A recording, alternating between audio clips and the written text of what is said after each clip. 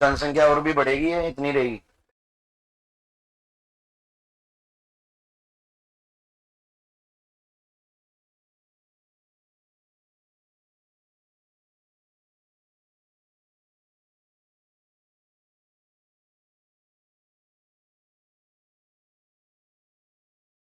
ना तो तुम्हारे डाउट है, ना पढ़ने की नीड।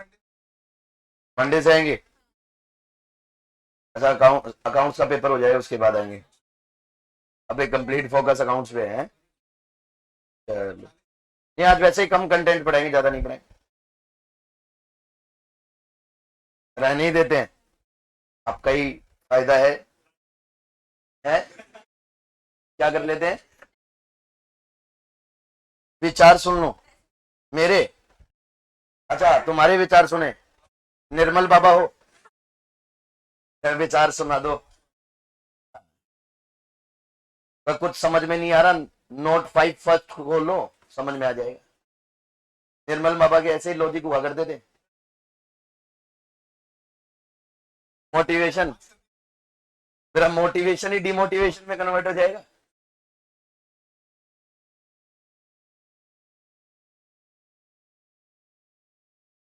आप ही का हो रहा है वो भी।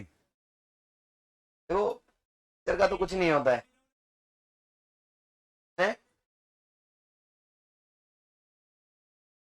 कौन आ गया अभिनव?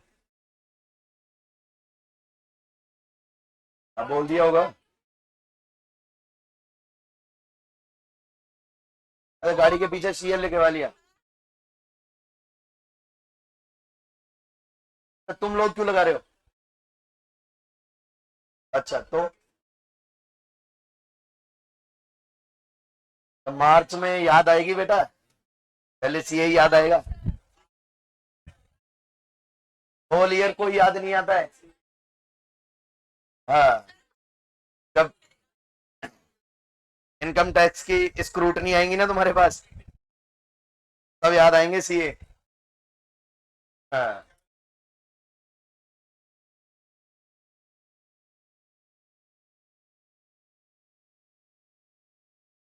तो भाई स्टार्ट करते हैं।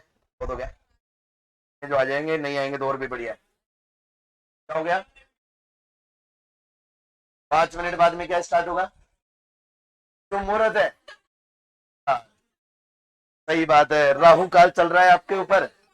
5 मिनट बाद में शुभ मुहूर्त है। जेब में लाल रुमाल रखा कीजिए, ठीक है। और आज का लकी नंबर आपका 14। ये प्रवचन देने आए हैं सुबह सुबह मेरे को, है? अच्छा, उसका 16 है। चलो बढ़िया है, 16 ही रहे।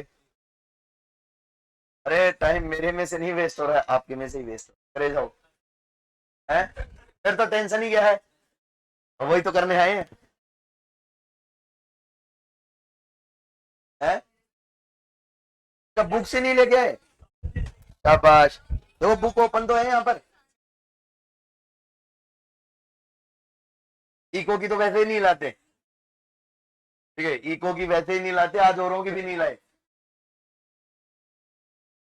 अच्छा, 11 12 में बुक ही नहीं खरीदी इको की? शाबाश। टीचर के नोट्स, सही है?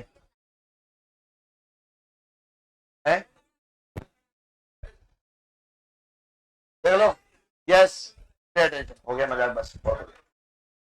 मार्जिनल कॉस्ट, कल मैंने टोटल कॉस्ट पढ़ा दी थी, 3 तरीके की टोटल कॉस्ट बताई थी मैंने, total fix cost, total variable cost और शॉर्ट रन है total cost. Total fix cost क्या होती है? जो आउटपुट का फंक्शन नहीं होती, आउटपुट के चेंज होने पर फिक्स कॉस्ट पर कोई भी इंपैक्ट नहीं पड़ता है। जीरो लेवल पर भी टोटल कॉस्ट क्या रहेगी? फिक्स रहेगी, और sometimes after stopping the after stopping the production भी कंटिन्यू रह सकती है, ठीक है। इसके बाद में मैंने बताया था टोटल वेरिएबल कॉस्ट, जो आउटपुट का फंक्शन होती है, वॉल्यूम ऑफ आउटपुट चेंज होने पर चेंज होगी, ठीक है।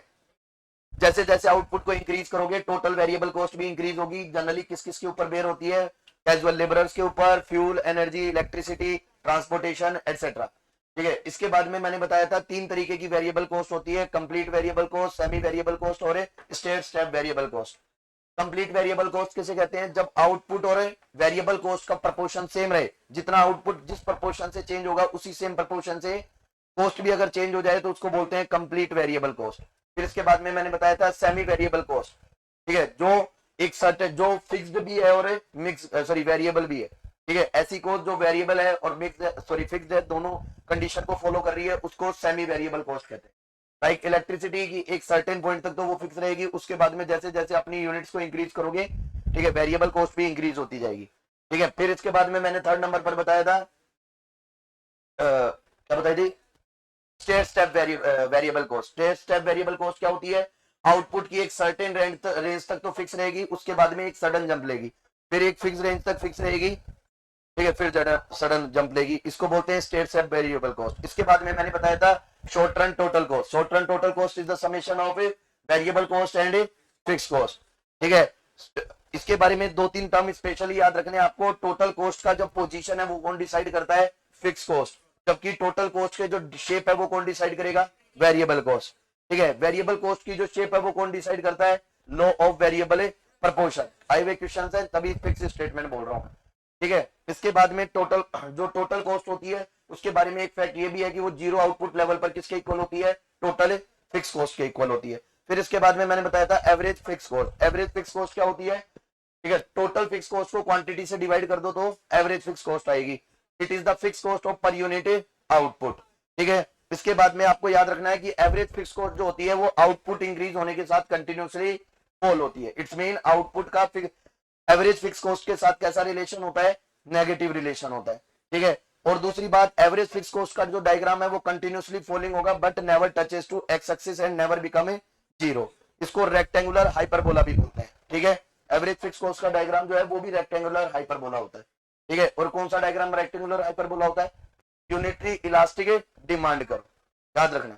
फिर इसके बाद में आगे बात करते हैं average variable cost. Average variable cost is the proportion between total variable cost and quantity of output, ठीक है। इसके बाद में average variable cost is the variable cost of per unit output. Average variable cost का diagram कैसे होता है, U shape दिखाई देगा। यू शेप का मतलब पहले फॉल होगा, मिनिमम होगा, फिर उसके बाद में कंटिन्यूसली राइज करना स्टार्ट करेगा and the cause behind it the law of variable proportion. इसके बाद में अपन बात करते हैं average total cost. Average total cost क्या होती है, एवरेज फिक्स कॉस्ट और एवरेज वेरिएबल कॉस्ट का समेशन होती है, समझ में आइए नहीं है। इसके बाद में दूसरा तरीका क्या है, टोटल कॉस्ट को किससे डिवाइड कर दो, क्वांटिटी ऑफ आउटपुट से डिवाइड कर दो। It is the cost of per unit output. It is the total cost of per unit output. Total variable cost का जो सॉरी एवरेज टोटल कॉस्ट का जो डायग्राम होता है वो एवरेज वेरिएबल कॉस्ट के ऊपर सिचुएटेड होता है। आगे बात में कैसा दिखाई देगा, यू शेप दिखाई देगा, ठीक है। एवरेज टोटल कॉस्ट और एवरेज वेरिएबल कॉस्ट के जो बीच में वर्टिकल डिफरेंस है वो कंटिन्यूसली क्या होता जाएगा, फॉल होता जाएगा। क्यों, क्योंकि एवरेज टोटल कॉस्ट और एवरेज वेरिएबल कॉस्ट के बीच में डिफरेंस कौन क्रिएट करता है, एवरेज फिक्स कॉस्ट। और एवरेज फिक्स कॉस्ट कंटिन्यूसली क्या होती है, फॉल होती है। और फॉल होती है तो इन दोनों के बीच का वर्टिकल डिफरेंस भी क्या होगा, फॉल होता जाएगा।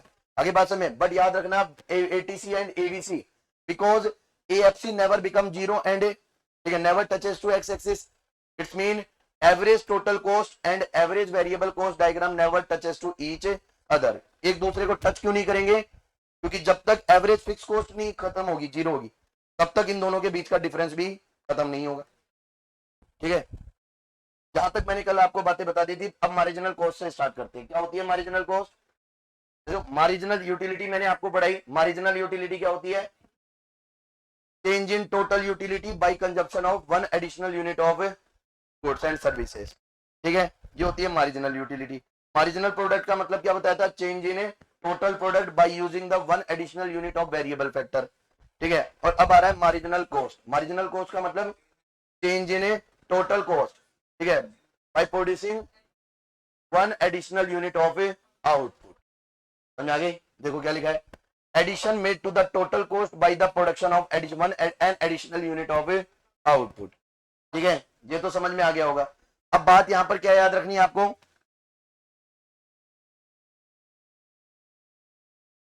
Marginal cost is independent from a fixed cost.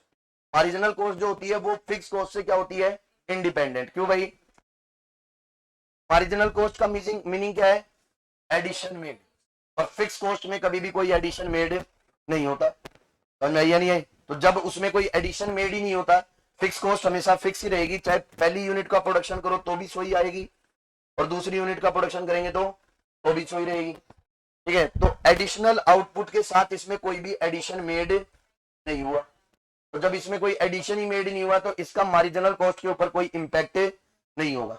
समझ आई या नहीं आई? तो स्पेशली ये बात याद रखनी है कि मार्जिनल जो कॉस्ट है वो इंडिपेंडेंट होती है फिक्स कॉस्ट से, या फिर ये भी याद रखेंगे कि इसका मार्जिनल फिक्स कॉस्ट का मार्जिनल कॉस्ट के ऊपर कोई भी इंपैक्ट नहीं होता है। फिर इसके बाद में this is because fix cost do not change with output, ये तो जानते हो। Marginal cost is in fact due to changes in variable cost. अब मार्जिनल कॉस्ट में जो चेंजेस आ रहे हैं वो किसकी वजह से आ रहे हैं? वेरिएबल कॉस्ट की वजह से।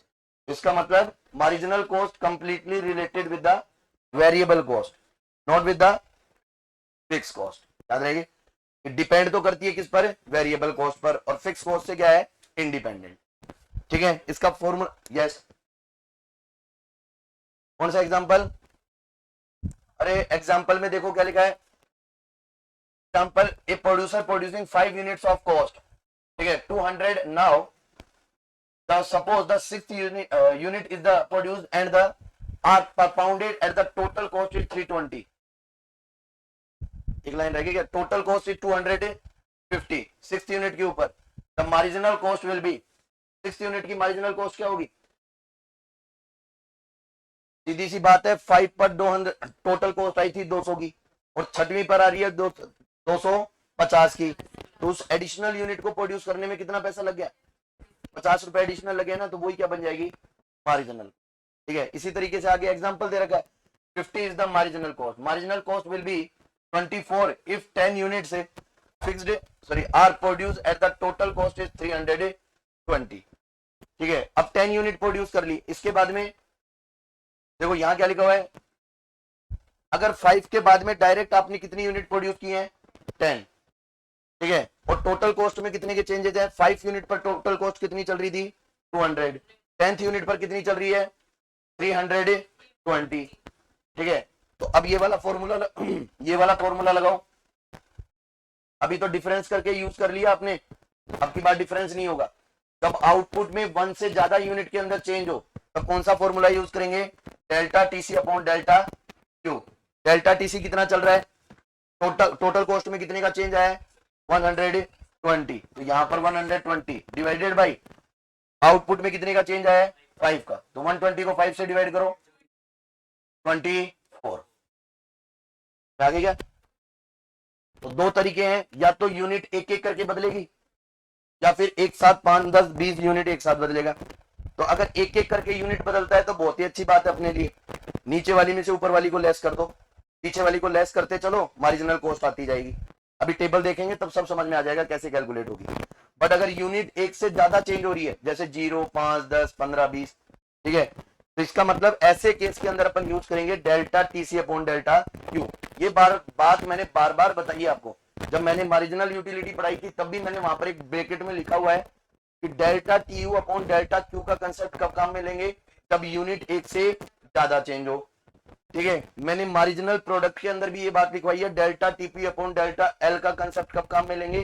जब लेबर की यूनिट एक से ज्यादा चेंज हो। तो यहां पर अगर आउटपुट की यूनिट एक से ज्यादा चेंज होती है तो delta TC divided by delta Q. ठीक है, जरूरी नहीं है यहां पर डेल्टा टीसी हो, यहां पर समटाइम डेल्टा टीवीसी भी लिखा हुआ मिल सकता है। क्यों? क्योंकि सीधी सी बात है, टीसी में वही चेंजेस आ रहे होंगे जो टीवीसी में आ रहे होंगे, क्योंकि टीएफसी में तो कोई चेंज होते ही नहीं है। तो इसका मतलब चेंजेस के लिए तो टीसी पर टीएफसी का कोई इंपैक्ट ही नहीं होगा। तो जो चेंजेस टीवीसी में आए होंगे वही सेम चेंजेस टीसी में आए होंगे। समझ आ गई क्या? तो total variable cost delta TVC upon delta Q वाला फॉर्मूला भी यूज कर सकते हो। समटाइम्स यहाँ पर टोटल कॉस्ट देने की बजाय आपको टोटल वेरिएबल कॉस्ट के थ्रू भी मार्जिनल कॉस्ट कैलकुलेट करवा सकता है। ठीक है, आज इसका न्यूमेरिकल एग्जांपल ही सोल्व करेंगे अपन। कल मैंने आपको total average fix cost, average variable cost और एवरेज टोटल कॉस्ट के बीच में रिलेशन बता दिए थे शायद। ठीक है, एक शॉर्ट रिवीजन और बता देता हूं उसका, हो सकता है भूल गए हो और भूल ही गए, इतना तो बिलीव कर ही सकता हूं। Thank you.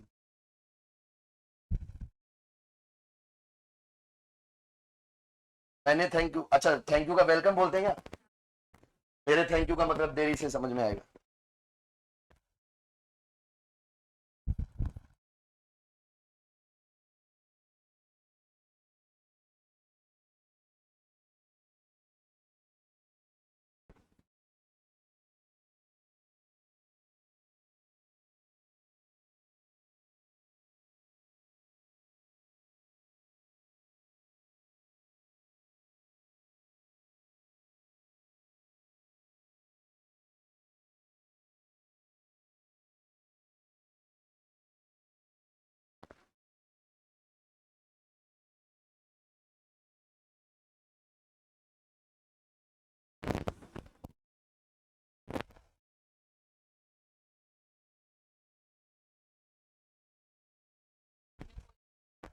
Yes, now pay attention.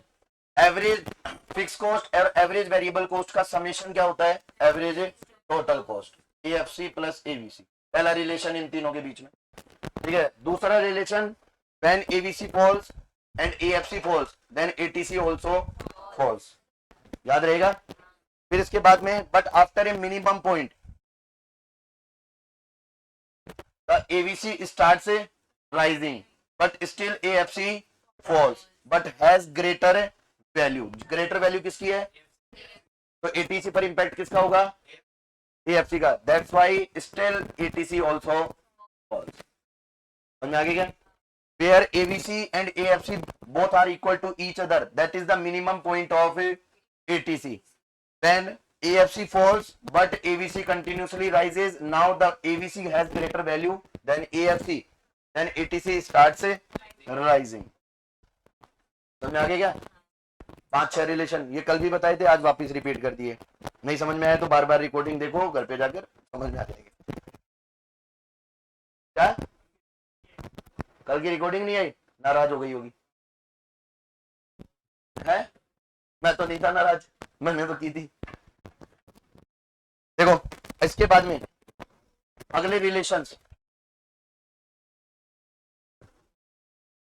Marginal cost का डायग्राम भी यहीं से समझ लेंगे। मार्जिनल कॉस्ट का डायग्राम कैसा दिखाई देता है? और कल आपने एक क्वेश्चन पूछा था शायद, यहां से किसी आपने पूछा ना, अब ध्यान दे लेना।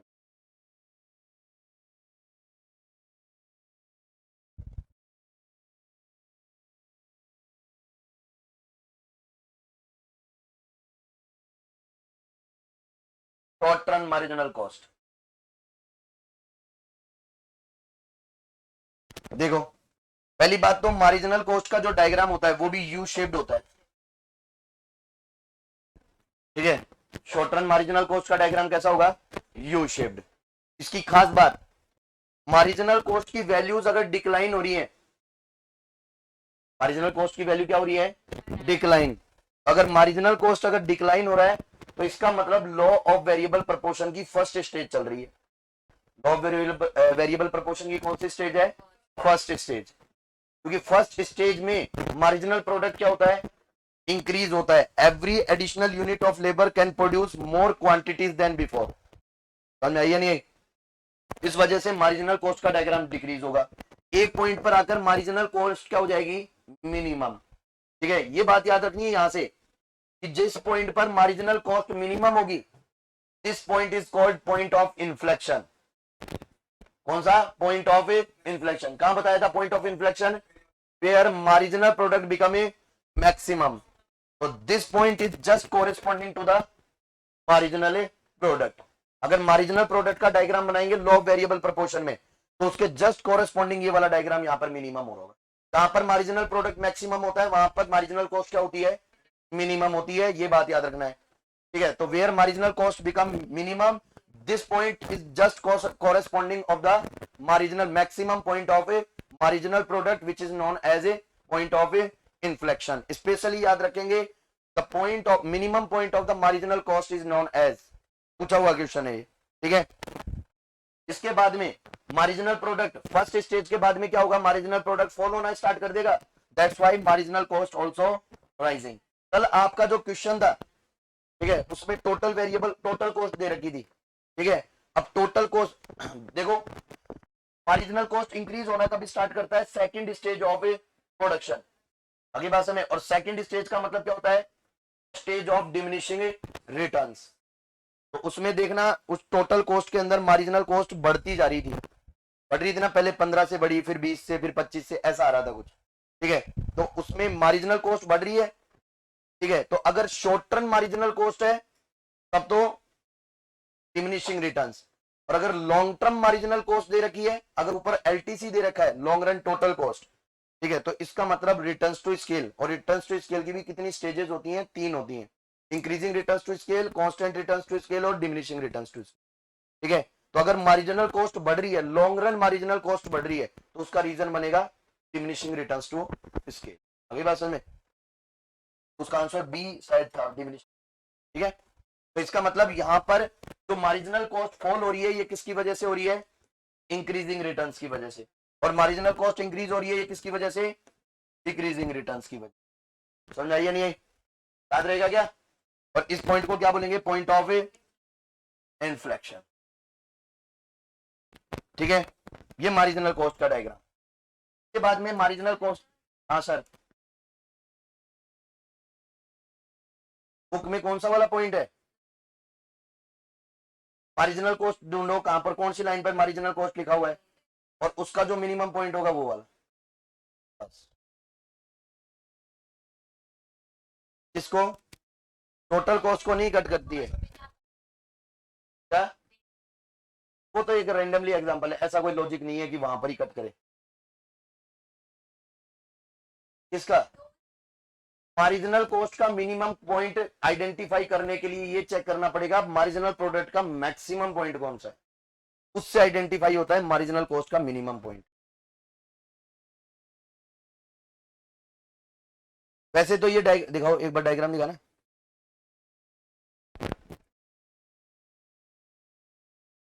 हाँ, तो मार्जिनल कॉस्ट बताते हैं अभी, रिलेशंस में बताएंगे।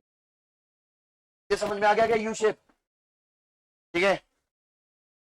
के बाद में एवरेज कॉस्ट और average marginal, sorry, average cost और मार्जिनल कॉस्ट में रिलेशन। ये मार्जिनल कॉस्ट का डायग्राम कुछ इस तरीके से चेक वाले साइन की तरह मिलेगा, ठीक है। और आपका एवरेज कॉस्ट का जो डायग्राम होगा तो इस तरीके से होगा। देखो मैं रिलेशन एक के बताऊंगा, दोनों के समझ के चलने हैं। दो कौन है? एवरेज कॉस्ट भी और एवरेज वेरिएबल कॉस्ट। आगे बात समझ में? मार्जिनल कॉस्ट एवरेज कॉस्ट के साथ, एवरेज टोटल कॉस्ट के साथ जो रिलेशन बनाती है, वही किसके साथ बनाती है? Average variable. अगर इस लाइन को मैं वेरिएबल, एवरेज वेरिएबल मान लूं तो भी वही रिलेशन आएंगे, average cost, average total cost मान लूं तो भी वही रिलेशन आएंगे। समझ आ गई? तो मैं रिलेशन एक के बताऊंगा, याद दोनों के करने हैं आपको, ठीक है।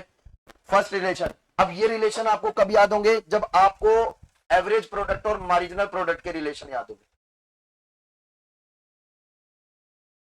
बताया था क्या ऐसा डायग्राम? क्या बताया था? When marginal product increases then average product also increases, but marginal product is greater than average product. ये बताया था ना। कल परसों एक क्वेश्चन भी पूछा था कि अगर मार्जिनल प्रोडक्ट एवरेज प्रोडक्ट से ग्रेटर चल रहा है तो एवरेज प्रोडक्ट का क्या स्टेटस होगा? कि एवरेज प्रोडक्ट उस टाइम पर क्या हो रहा है? इंक्रीज। आगे बात समझ में? When marginal product decreases then average product also decreases, but now average product is greater than marginal product. Marginal product cuts to the average product at its maximum point, ठीक है, फ्रॉम अबो। अब इन relations को उल्टा कर दो, same relation बनेंगे, ठीक है। तो ये इनवर्स यू शेप था, ये यू शेप है।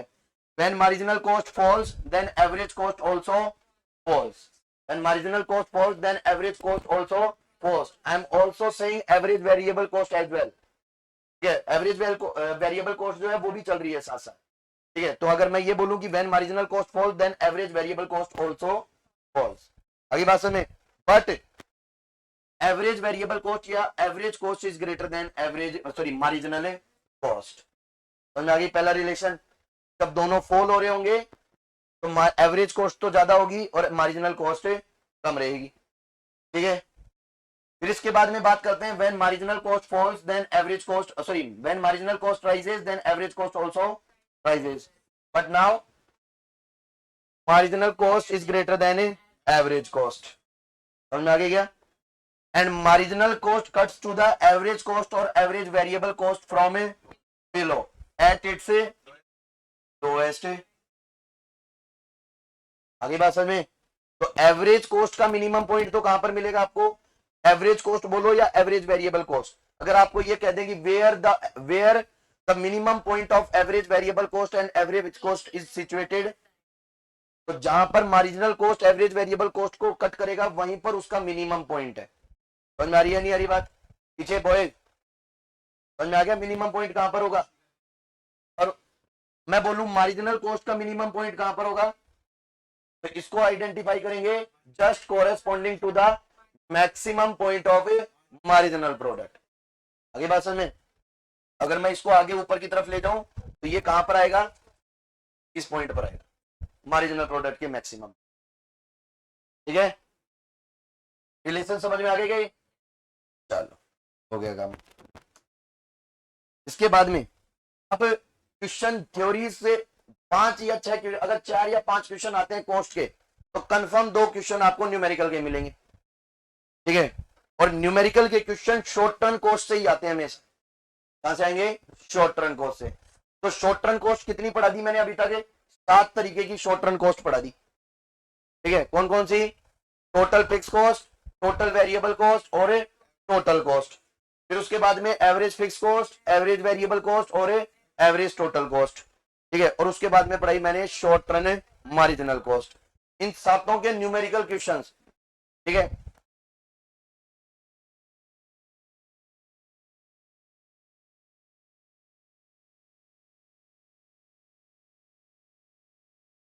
Quantity 0 1 2 3 4 5 TFC, TVC, TC, AFC, AVC, ATC and SMC. ठीक है, क्या रह गई, एएफसी रह गई, केएफसी रह गया है। हाँ सही है, याद आ रही होगी अभी सुबह सुबह तो। देखो कैसे, सबसे पहले इन 3 टोटलों को निकालो, बाकी की तो अपने आप आ जाएंगी। और इन 3 टोटल्स में से भी सबसे पहले टोटल फिक्स कॉस्ट को ढूंढो कहां कहां मिलेगी। ठीक है, पूरी टेबल आपको ब्लैंक मिल सकती है। ठीक है, उसमें जगह जगह स्पेस मिलेंगे आपको, फिल द स्पेस, या थर्ड पॉइंट पर टीएफसी कितनी चल रही है, सेकंड पॉइंट पर एटीसी कितनी चल रही है, इस तरीके से क्वेश्चन आएंगे। ठीक है, तो आपको आइडेंटिफाई कैसे करना है, तो सबसे पहला काम है पढ़ पढ़ा कर अपने को टीएफसी ढूंढनी है।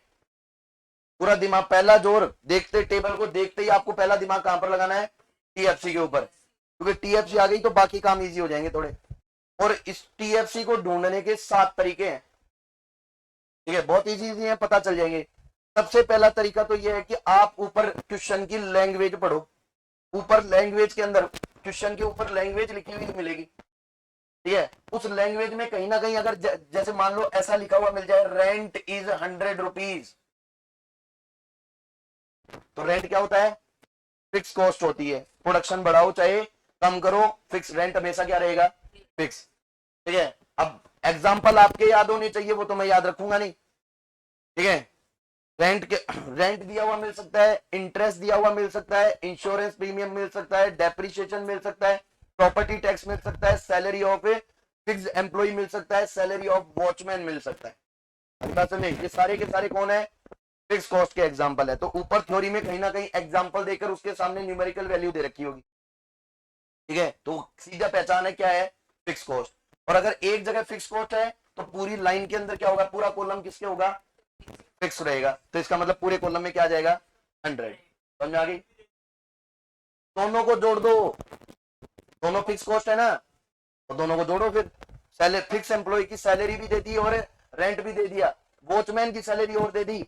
मैं बोल रहा हूँ सारे के सारे ही दे दिए एक साथ, तो सारों को जोड़ दो फिर, कि सारे के सारे क्या है, फिक्स कॉस्ट। तो मैं क्या बोल रहा हूँ, टोटल फिक्स कॉस्ट। तो टोटल का मतलब इन सारों का टोटल लगाओ, और जो आ रहा है वो टोटल, उसको पूरे कॉलम के अंदर प्लेस कर दो। मतलब यहाँ पूरे कॉलम के अंदर क्या आएगा, 100 100 100। समझ में आ गया क्या, एक तरीका। दूसरा तरीका, खुशी खुशी आपको यहां पर कहीं एक जगह लिख कर दे दे 100, तो सारे में ही 100 हो गया। दूसरा तरीका समझ में आ गया क्या। तीसरा तरीका, मैंने क्या बोला था, जीरो आउटपुट लेवल पर टोटल कॉस्ट और टोटल फिक्स कॉस्ट क्या होते हैं। तो तीसरी जगह नजर कहां पड़नी चाहिए, zero level of total cost. समझ में आ गया क्या, zero level of total cost per आपकी नजर पड़नी चाहिए। ठीक है, यहां पर जैसे मान लो 100 लिखा हुआ है, देखो कितने लेवल पर लिखा है, 0 पर।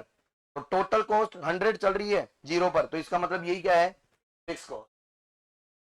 समझ में आगे क्या, पूरे कॉलम के अंदर 100 हो जाएगा। एक ढूंढनी है, पूरे में काम हो जाएगा अपना। समझ में आगे, 3 समझ में आएगा तरीके। 3 के बाद में चौथा तरीका, इसका कोई रिश्तेदार दिख रहा है क्या आगे, दिख रहा है ना। तो टोटल एवरेज फिक्स कॉस्ट का फॉर्मूला क्या होता है, एएफसी डिवाइड बाई, तो इसका मतलब इसका फॉर्मूला क्या बनेगा, एएफसी मल्टीप्लाइड बाई क्वांटिटी। तो अब देखो, एक बात तो ये याद रखनी है, 0 लेवल पर ये सारे अनडिफाइंड रहेंगे, इनको कुछ नहीं लिखेंगे अपन, ठीक है। फॉर एग्जाम्पल 4 नंबर के सामने एएफसी में 25 लिखा हुआ है, हो गया ना 100। अरे समझ में आया नहीं आया, 25 को 4 से मल्टीप्लाई कर लो, 100 आ जाएगा। समझ में आई या नहीं आई बात। और एक जगह 100 आ गया तो पूरे कॉलम में 100 हो जाएगा, ठीक है। फिर इसके बाद में आपको दूसरा इंट कहां से मिलेगा, देखो एसएमसी से तो एएफसी का कोई लेना, टीएफसी का कोई लेना देना ही नहीं है। क्यों, अभी मैंने बताया था, SSC is the SMC is independent from A TFC, TFC से इंडिपेंडेंट होती है एसएमसी, उसका कोई लेना देना ही नहीं है, ठीक है। तो एसएमसी की तो भूल जाओगी, वहां से कुछ मिलेगा आपको। अब अगली चीज कहां से मिल सकती है आपको, ठीक है, आपको मिल सकता है एवीसी और एटीसी का डिफरेंस। समझ में आई या नहीं आई, कैसे मिलेगा डिफरेंस, देखो यहां पर मान लो 50 लिखा हुआ है और यहां 25 लिखा हुआ है, तो एवरेज टोटल कॉस्ट कैसे बनती है, AFC plus ABC equals to ATC, तो it's mean ATC minus ABC, ABC equals to, और ये एक आ गई तो इसको क्वांटिटी से मल्टीप्लाई कर लेना, पूरी आ जाएगी। 6 तरीके हो गए, कितने हो गए 6। के बाद में 7वां तरीका, टोटल कॉस्ट माइनस है टोटल है वेरिएबल कॉस्ट, क्योंकि टोटल कॉस्ट का फॉर्मूला क्या होता है, टीएफसी प्लस है टीवीसी।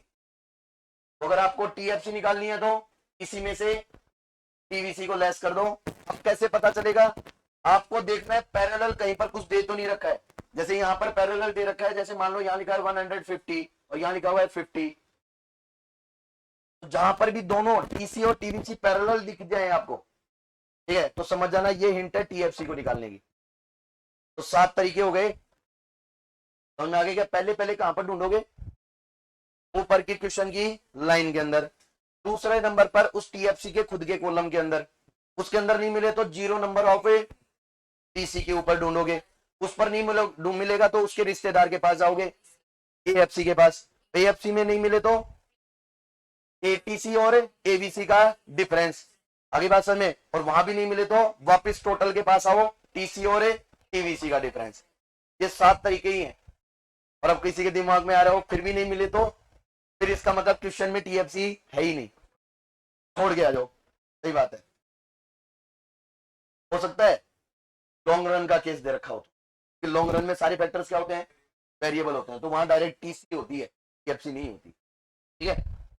फिर भी हो सकता है उसकी एजम्पशन होगी वो देना ही नहीं चाहता फिक्स कॉस्ट, हो सकता है किसी क्वेश्चन के अंदर फिक्स कॉस्ट का कोई लेना देना ही नहीं हो, ठीक है, उससे रिलेटेड कोई मेजरमेंट ही नहीं हो, कोई वैल्यू ही ना हो, तो डायरेक्ट टीसी देकर भी आगे की वैल्यूज कैलकुलेट करवा सकते, ठीक है। अच्छा मेरे को एक बात बताओ, टीएफसी का पूरा कॉलम भर लिया आपने, तो आगे एक कॉलम और भरता हुआ दिखना चाहिए आपको, एएफसी वाला, उसी उसी भर लोगे ना, 7 कॉलम में से 2 कॉलम का काम हो गया। कैसे भरा जाएगा एएफसी, इसकी सारी क्वांटिटीज को डिवाइड कर दो, जैसे 0 पर करोगे तो ये तो अनडिफाइंड रहेगा, 1 पर करोगे तो 100, 2 से करोगे तो 50, 3 से करोगे तो 33.33, ठीक है, 4 से करोगे तो 25, 5 से करोगे तो 20, ठीक है, 6 से करोगे तो 16.67, इस तरीके से आ जाएंगे। समझ में आ गया क्या, तो ये कॉलम भी हो गया आपका काम, ठीक है। अब इसके बाद में बात करते हैं टीवीसी। टीवीसी को ढूंढने के जनरल 5 तरीके हैं, ठीक है। पहला तरीका नहीं है, वो तो खुशी खुशी अगला दे ही दे, ठीक है, आपसे ज्यादा माथा पची नहीं करवाए, पूरा कॉलम पहले से फिल करके दे दे। अगर पहले से फिल करके नहीं देता है तो यहां देखो क्या लिखा हुआ है, TFC plus a TVC is equals to TC, it's mean TC minus a आपने पहले टीएफसी कैलकुलेट की है ना, पहले मैंने टीएफसी क्यों कैलकुलेट करवाई थी, ताकि टीसी को टीएफसी में से डिडक्ट करके अपन क्या निकाल लें, टीवीसी। समझ में आ गई क्या, पहला तरीका समझ में आया क्या। दूसरा तरीका, ठीक है, इसका रिश्तेदार दिख रहा है कोई आगे, कौन दिखाई दे रहा है, एबीसी। एबीसी को किससे मल्टीप्लाई कर लो, क्वांटिटी से। तो एबीसी का फॉर्मूला होता है टीवीसी डिवाइड बाई क्वांटिटी। तो एबीसी का फॉर्मूला, सॉरी टीवीसी का फॉर्मूला क्या होगा, एबीसी मल्टीप्लाइड बाई क्वांटिटी। समझ में आ गई क्या, कर लोगे, चलो शाबाश। दो काम हो गए, दो के बाद तीसरा काम, तीसरा कहां से निकालोगे, देखो अभी थोड़ी देर पहले मैंने एएफसी निकलवाया था आपको कि अगर एएफसी गिवन ना हो तो कैसे निकालोगे AFC, ATC minus AVC is equal to AFC. तो मैं ये कह सकता हूं क्या, ATC minus AFC is equal to AVC, और एबीसी आ गया तो क्वांटिटी से मल्टीप्लाई करके एबीसी निकालोगे। समझ में आ गया क्या। फिर इसके बाद में एक लास्ट, ठीक है, एसएमसी। मैंने बोला था ना, marginal cost is independent from a fix cost but dependent on a variable cost. मतलब इसका लेना देना है कुछ ना कुछ वेरिएबल कॉस्ट, ठीक है। क्या हो गया, हाँ कुछ तो गड़बड़ है दया, हाँ वो वाली, वो तो वहां कहीं ना कहीं इससे के साथ गड़बड़ चल रही है, ठीक है। तो अब उस गड़बड़ को समझ लो, ठीक है, नंबर आ जाएंगे। और सबसे ज्यादा गड़बड़ जो है वो मार्जिनल कॉस्ट और टीवीसी के रिलेशन में ही होती है। सबसे ज्यादा जो क्वेश्चन पूछे जाएंगे वो मार्जिनल कॉस्ट के पूछे जाएंगे, ठीक है, क्योंकि बाकी सब में तो बहुत जल्दी पता चल जाता है किसको किससे मल्टीप्लाई करना है। ये मल्टीप्लाई और डिवाइड का रूल तो चलो बहुत अच्छा है, यहां पर माइनस करने पड़ेंगे आपको, ठीक है। तो इसलिए पहले एक बार चेंज कर ले,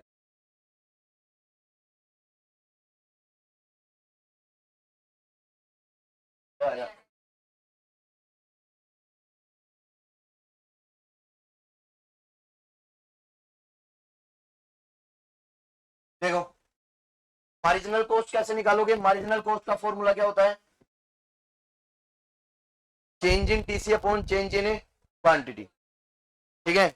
अब चेंज इन क्वांटिटी कैसे निकालनी है, पहली बात तो अपन नॉर्मल एग्जांपल लेते हैं, यहाँ क्वांटिटी किससे चेंज हो रही है, ग्रेजुअली चेंज हो रही है, 1 2 3 4 5, ठीक है। TCN minus 1। और मैंने क्या बोला था, जो चेंजेस टोटल कॉस्ट में आ रहे हैं वही चेंजेस किस में आ रहे होंगे, वेरिएबल कॉस्ट में। आगे बात समझ, क्योंकि टोटल कॉस्ट के जो चेंजेस हैं वो कहां से आते हैं, वेरिएबल कॉस्ट से, ठीक है। तो कल मैंने एक फॉर्मूला बताया था, टीवीसी एन माइनस 1। तो एमसी के दो फॉर्मूले हैं, दो हैं, एक तो टीसी एन माइनस 1, और दूसरा फॉर्मूला हो सकता है टीवीसी एन माइनस 1। समझ आई या नहीं, दोनों तरीकों से निकाल सकते हो। इसका मतलब वेरिएबल कॉस्ट से आ जाएगा। अब इसका क्वेश्चन आता कैसे है, जैसे मान लो पहले तो अपन एक जनरल एग्जांपल ले लेते हैं, जीरो क्वांटिटी पर टीवीसी की वैल्यू क्या चल रही होगी, जीरो। ये बात बताई मैंने, जब प्रोडक्शन ही नहीं किया तो वेरिएबल फैक्टर हायर करोगे क्या, नहीं करोगे ना। इसका मतलब वेरिएबल कॉस्ट क्या चल रही होगी, जीरो। फिर इसके बाद में मान लेते हैं कि फर्स्ट स्टेप पर जो वेरिएबल कॉस्ट थी वो थी 100, नेक्स्ट स्टेप पर आ जाती है वो 180, उससे नेक्स्ट स्टेप पर आती है 240। फिर इसके बाद में मान लेते हैं 240 के बाद में 320 के बाद में मान लेते हैं 450 के बाद में 600, ठीक है। ये वेरिएबल कॉस्ट का स्ट्रक्चर है। अब मैं आपको बोलता हूं कि फोर्थ लेवल के ऊपर मार्जिनल कॉस्ट कैलकुलेट करो, कैसे करोगे भाई, फोर्थ नंबर पर मार्जिनल कॉस्ट। तो मैंने आपको बताया था अगर क्वांटिटीज ग्रेजुअली चेंज हो रही है, 1 बाई 1 चेंज हो रही है, तो सिंपल सा पैटर्न है, नीचे वाले में से ऊपर वाले को लेस कर लो, ठीक है। तो 320 में से 240 को लेस करोगे तो, ठीक है, कितना आएगा 80। तो यहां सिंपल 80 आ गया 4 के कॉरेस्पॉन्डिंग। समझ में आइए नहीं। अब ये तो है नॉर्मल क्वेश्चन, पूरा कैलकुलेट कर लोगे ना, 100 जीरो में से लेस करोगे तो 100, 180 में से 100 लेस करोगे तो 80, 240 में से 80 लेस करोगे तो 60। आगे बात समझ में। फिर इसके बाद में अगेन करोगे तो करते जाओगे, मार्जिनल कॉस्ट आती जाएगी। समझ में आइए नहीं, क्या 600 की, 600 में से 450 को लेस कर लो बेटा। इसमें क्या चल रहा है, पैटर्न क्या चल रहा है, इसमें से इसको लेस करने पर इसके सामने लिखना है। हाँ, फर्स्ट वाली तो अनडिफाइंड होगी, सॉरी जीरो वाली तो अनडिफाइंड रहेगी। 100, ठीक है। तो जीरो पर तो ये चारों की चारों क्या है, अनडिफाइंड, कुछ कह नहीं सकते इनके बारे में।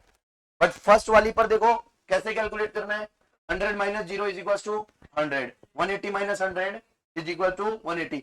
नीचे में से ऊपर वाली को लेस करोगे और नीचे वाली के सामने लिखना है आपको, समझ में आ गया? तो 600 में से 450 को लेस करोगे तो 150, 150 इज इक्वल टू एमसी, ठीक है। एक तरीका। अब क्वेश्चन कई बार क्या करता है, यहाँ पर एमसी की वैल्यू देता है और टीवीसी कैलकुलेट करवाता है, ठीक है। एमसी की वैल्यू देगा और क्या कैलकुलेट करवाएगा, टीवीसी। जैसे फॉर एग्जांपल यहां पर 80 आ रही है और इस फिगर को मिस कर देगा, तो कैसे कैलकुलेट करोगे? सीधी सी आप बोलोगे सर 240, 3 यूनिट ने मिलकर टोटल 3 यूनिट के ऊपर टोटल खर्चा कितना आया, 240 का। आगे बात समझ में? और जो ये 4th यूनिट आ रही है इसके ऊपर खर्चा कितना आ रहा है, इस एडिशनल यूनिट का खर्चा कितना है, 80 रुपीज। तो सीधी सी बात है चारों का मिलकर कितना हो गया, 240 प्लस 80 इज इक्वल टू 320। ये तो है लॉजिक, समझ में आ गई? और अब बात करते हैं ट्रिक की। इसमें से इसको जोड़ दो, यहां आ जाएगा। और अगर मान लो समटाइम 320 इज इक्वल टू, ये वाला फिगर मिस कर देगा, तो इसका मतलब नीचे से ऊपर की तरफ जाओगे तो माइनस और ऊपर से नीचे की तरफ आओगे तो प्लस। समझ में आ गया क्या? तो इसका स्टेप याद रखना है, 240 अगर इधर से इधर आ रहे हो तो प्लस और इधर से ऊपर की तरफ जा रहे हो तो माइनस। समझ में आ गया क्या? ये टेबल कंप्लीट हो गई आपकी, ठीक है। अब आपके बुक के अंदर जितने भी क्वेश्चंस हैं, ठीक है। अब समटाइम्स कई बार क्वेश्चन कैसे बन सकता है, ये तो नॉर्मल क्वेश्चन है, स्ट्रक्चर आपसे पूछ लिया, ठीक है। इसके बाद में हो सकता है समटाइम्स आपको प्राइस भी गिवन हो। क्या गिवन हो, प्राइस। तो प्राइस को क्वांटिटी से मल्टीप्लाई करोगे, तो ले लेते हैं।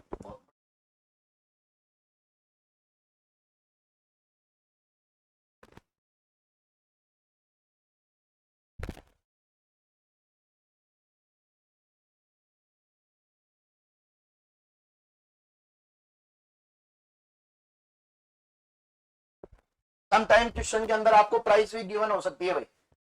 तो प्राइस गिवन हो तो इस केस में क्या करोगे आप, जो क्वांटिटी है उसको प्राइस से मल्टीप्लाई करो, क्या निकल कर आएगा, फर्म की टोटल रेवेन्यू। आगे बात समझ में, ठीक है। और पूछा जाएगा where a firm gets maximum profit, इन सभी आउटपुट लेवल में से, जैसे अभी आउटपुट दे रखे थे 0 1 2 3 4 5 6, इन सभी आउटपुट लेवल में से सबसे ज्यादा प्रॉफिट कहां पर होगा। तो कैसे पता करें सबसे ज्यादा प्रॉफिट कहां होता है? सीधी सी बात है, जहां पर टोटल रेवेन्यू और टोटल कॉस्ट का वेरिएंस सबसे सेम होगा, सबसे कम होगा या सबसे ज्यादा होगा। सोच के देखो, अरे ज्यादा प्रॉफिट कमाने का मौका कब मिलेगा, जब खर्चा आए कम और गले में पैसे आ जाएं। तो जितना ज्यादा पैसा आएगा और कॉस्ट जितनी कम आएगी, तो सीधी सी बात है जितना ज्यादा टोटल रेवेन्यू और टोटल कॉस्ट में डिफरेंस होगा उतना ही ज्यादा आपको क्या होगा, प्रॉफिट। आगे बात समझ। तो फिर आप यहां पर प्राइस को क्वांटिटी से मल्टीप्लाई करके क्या कैलकुलेट करेंगे, टोटल रेवेन्यू। आगे बात समझ। और इस टोटल रेवेन्यू को कंपेयर करेंगे किसके साथ है, टोटल कॉस्ट के साथ। आगे बात समझ। जहां पर टोटल रेवेन्यू और टोटल कॉस्ट का डिफरेंस सबसे ज्यादा आ रहा हो, ठीक है, यहां पर एक कॉलम और बना लेना प्रॉफिट का। समझ आ गई? और इन दोनों की वैल्यू को टीआर में से टीसी को लेस करते जाना, ठीक है। टीआर में से टीसी को लेस करते जाओगे, प्रॉफिट आता जाएगा। जहां पर सबसे ज्यादा प्रॉफिट आ जाए उसी यूनिट को सिलेक्ट करना। समझ में आ गई क्या? कर पाओगे कैलकुलेट? नहीं सर्टिफिकेट हो गई, 2 बार सोच के फिर गर्दन को हिलाई ऐसे है? और वो कई बार गाड़ियों के आगे रखा रहता है ना, वो ऐसे गर्दन हिलती रहती है उसकी, वैसे हिलाई इसने गर्दन। समझ में तो आया क्या सारा? ठीक है। अच्छा, मैंने आपको एएफसी एबीसी और एटीसी के बारे में तो बताया नहीं, कैसे कैलकुलेट करेंगे। सिंपल सा तरीका, अगर तीनों टोटल कॉस्ट निकाल ली तो इन तीनों कॉस्ट एवरेजेस को क्वांटिटी से डिवाइड कर दो टोटल को, ठीक है, ऑटोमेटिकली एवरेजेस निकल कर आ जाएंगे। और मार्जिनल कॉस्ट कैसे निकालोगे, अभी बताया आपको, नीचे वाली में से ऊपर वाली को लेस करते जाओ, अगली मार्जिनल कॉस्ट आती जाएगी। ठीक है, और मार्जिनल कॉस्ट से वापस वेरिएबल कॉस्ट निकालनी हो तो, अच्छा कई बार क्या करता है, मार्जिनल कॉस्ट से डायरेक्ट टोटल कॉस्ट भी निकलवा सकता है, तो कैसे निकालोगे? ठीक है, अब की बार जो प्रोसेस है वो कहां से स्टार्ट करोगे, जैसे टीवी प्रोसेस आप स्टार्ट कर रहे थे 0 से, आगे बात समझ में, अब की बार आपको कहां से स्टार्ट करना है, 100 से। ठीक है, 100 में मार्जिनल कॉस्ट को ऐड करते जाओ, क्या आती जाएगी, टोटल कॉस्ट। समझाइए नहीं, क्योंकि मार्जिनल को वेरिएबल कॉस्ट और टोटल कॉस्ट में डिफरेंस बनकर कौन बैठा है, फिक्स कॉस्ट। तो अब की बार जो प्रोसेस है कहां से स्टार्ट करो, डिफरेंस की फिक्स कॉस्ट से जोड़ना स्टार्ट कर दो, अगली बात समझ में। और मार्जिनल कॉस्ट टीसी से भी निकाल सकते हो, जैसे यहां पर लिखा हुआ है मान लो 200, तो कैसे निकालोगे, अब की बार 200 में से 100 लेस कर दो, ठीक है, 100 क्या आ जाएगी, मार्जिनल कॉस्ट।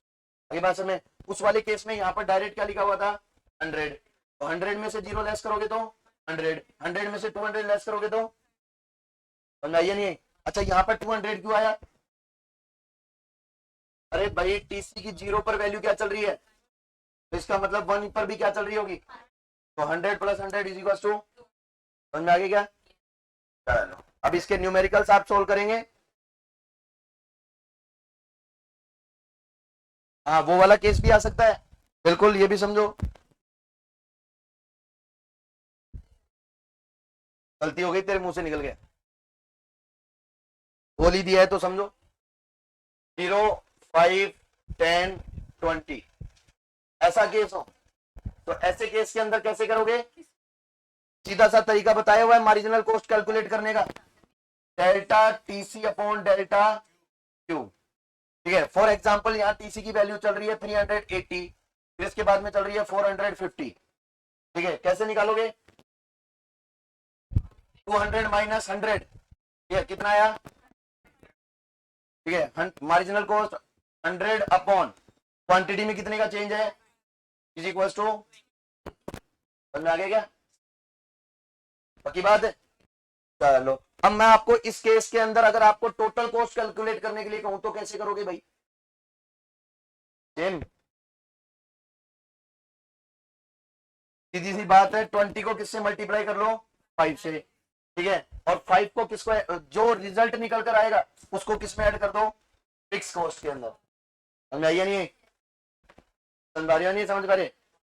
और अगर वेरिएबल कॉस्ट पूछे तो क्वांटिटी को मार्जिनल कॉस्ट से मल्टीप्लाई करो, जो रिजल्ट आ रहा है उसको डायरेक्ट कहां रखो, वेरिएबल कॉस्ट के अंदर, ठीक है, और अगर ऊपर वाली दे रखी है तो उसमें ऐड करके रख दो, ठीक है, कैलकुलेट करोगे, प्रैक्टिस करोगे, अपने आप समझ में आने लग जाएगा, ठीक है, इस क्वेश्चन के अंदर ज्यादा से ज्यादा प्रैक्टिस का इंपॉर्टेंस है, ठीक है, आप इसको ऐसे करोगे तो अभी तो प्रेजेंट में आपको समझ में आ गया किसमें से क्या डिडक्ट करना है, और वहां पर जब कॉलम में ऐसे मिलेगा ना कि कंप्लीट टेबल भरी हुई है, बीच बीच में फिगर्स मिस है, ठीक है, तो जो बीच बीच में फिगर मिस होंगे उनको पकड़ पाना बहुत मुश्किल होता है कि कहां से इसका वैल्यू निकलेगी, समझाइए नहीं, तो बेटर फॉर यू कि आप घर जाकर इसके जितने भी एमसीसी के अंदर क्वेश्चंस दे रखे हैं उनको सॉल्व करें, ठीक है, ठीक है, चलो यस, ऑनलाइन स्टूडेंट समझ में आया बेटा, यस, वेजेस जो होगी, देखो वेजेस के केस में ऐसा है कुछ, बैठ जाएंगे, वेजेस का कुछ ऐसा है कि एब्सेंस ऑफ इंफॉर्मेशन उसको हमेशा वेरिएबल ही माना जाए,